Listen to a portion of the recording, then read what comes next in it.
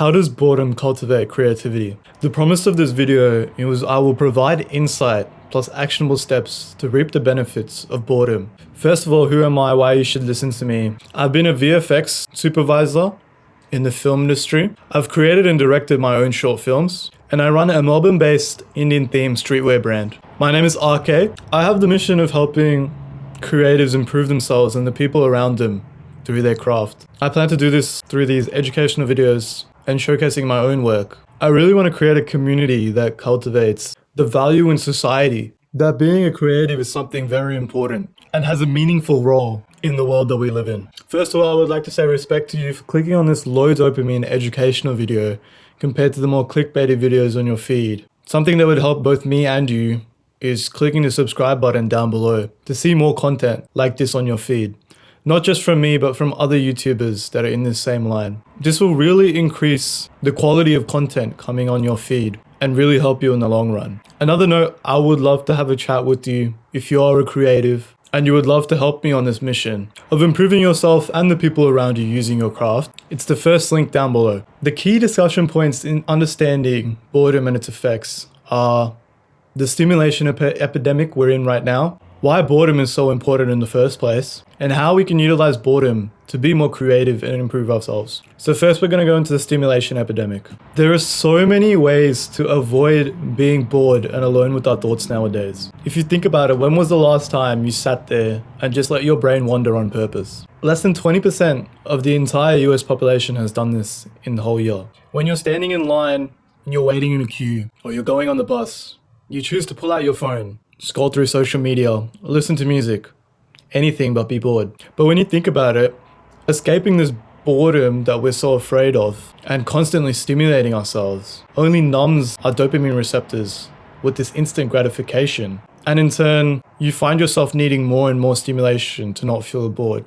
There was this test conducted by a bunch of researchers called the shock test. This group of people were put in this room and told to just sit with their thoughts for around 10 minutes. In front of them, they had a big red button that they were told would shock them if they touched it. Averaging out both genders, approximately 50% of the people chose to press the button, meaning 50% of the people would rather choose to feel physical pain than being bored. It's quite scary how we have lost the ability to just sit and do nothing. Now you hear me talking about this epidemic and you might ask the question, why is it so important to be bored? What's the harm in stimulating ourselves so much? Boredom is the raw emotion that shows human spirit.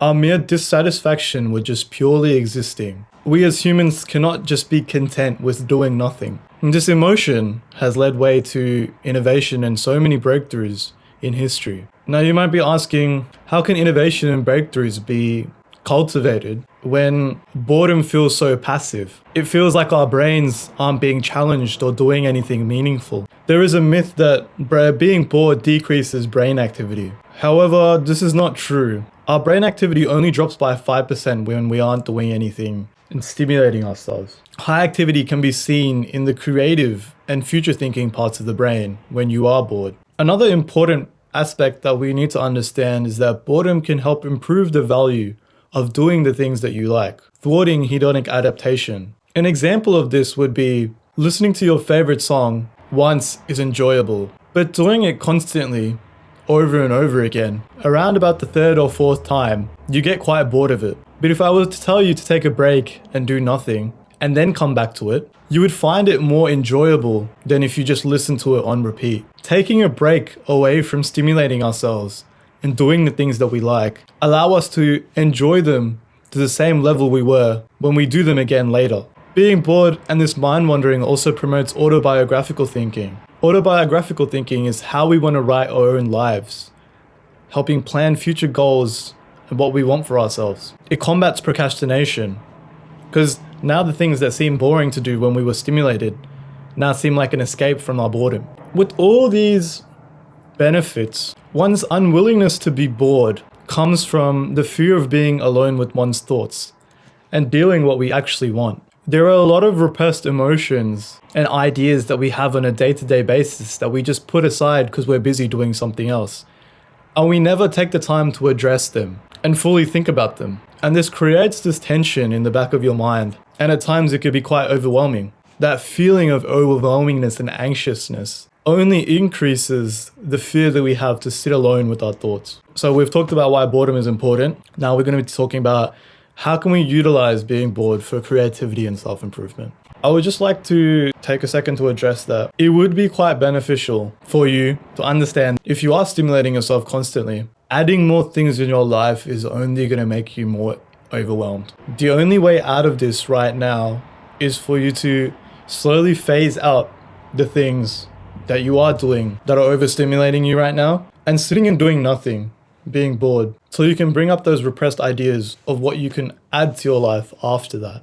Doing nothing is better than what you're doing right now if you're overstimulating yourself. It's better to do no harm than to keep hurting yourself like this. I would like you to think about your ancestors and the great innovators of our time. Sitting down and thinking was probably the most productive thing that they did to their growth. An example of this would be Steve Jobs created the iPod while sitting bored on a plane. An actionable step then would be taking 5 minutes out of an activity that you are stimulating yourself with, say scrolling on social media or watching YouTube or watching TV, and getting a pen and paper and just sitting down staring at a wall and removing all this external stimulation and just sitting with your thoughts. You might think that this isn't going to help a lot, but the first 5 minutes that you sit down and you're bored will probably be the hardest thing you've done mentally in the last year. But after 5 minutes, you'll be surprised about what you come up with. The only thing left is taking these repressed thoughts and writing them down. You look for these extrinsic answers to the problems that you have and the things that you want in your life. But 95% of the time, the answers you already have, you've already thought of. They're just repressed because you're busy stimulating yourself or doing other things.